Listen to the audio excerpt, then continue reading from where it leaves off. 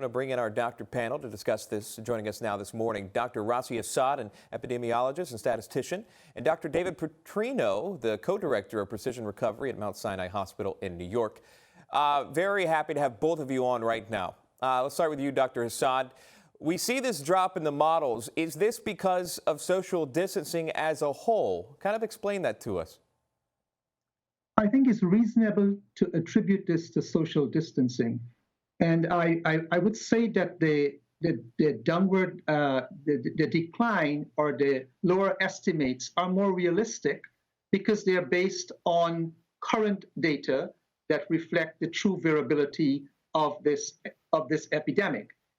Now, as a famous statistician once said, all models are wrong, some are useful. But I do believe that the numbers we are seeing here are the numbers we should expect in the end. The lower numbers, the lower estimates. The lower numbers. Okay. Dr. Petrino, I'll let you just kind of go off that if you can. And we're talking about the models that we're seeing now. Would we possibly see newer models that may show it decline even more? Well, I will leave that one to the epidemiologists, but I couldn't agree more. I think that this is very hopeful news, and I think that what we really need to focus on is that this is because people are behaving in the correct way. I think the messaging has to be very clear. These models are not decreasing because it wasn't as bad as we first thought. They are decreasing because we are doing the right thing. So what is crucial is that we continue to do the right thing so that that these models continue to decline and, and we aren't as hard hit as we thought. Dr. Petrino, I want to stay with you for this next question to talk specifically about Mount Sinai. What's happening there? I'm reading a report that says Mount Sinai uses remote patient monitoring to rapidly respond to COVID-19. Is that right? Kind of explain that to us. What exactly does that mean? How does it help? Absolutely.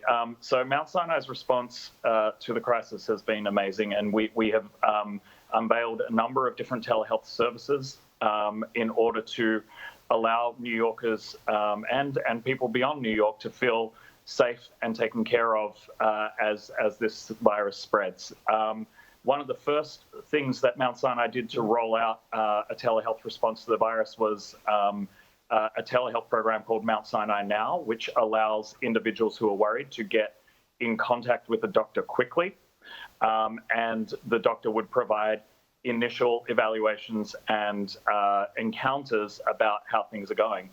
But what we quickly learned was that because of the nature of this virus, we needed something that was a little bit more focused on monitoring people on a daily basis in a very detail-oriented way to make sure that as their symptoms progress, they're very well taken care of and they do not either go to the hospital prematurely in a way that would mean that they end up sitting in an emergency room for hours and hours and don't actually get admitted, and that those who are getting very, very sick quickly get to the emergency room in the right amount of time and get the care that they need. And that is the Precision Recovery Program that we quickly developed and rolled out to thousands of New Yorkers.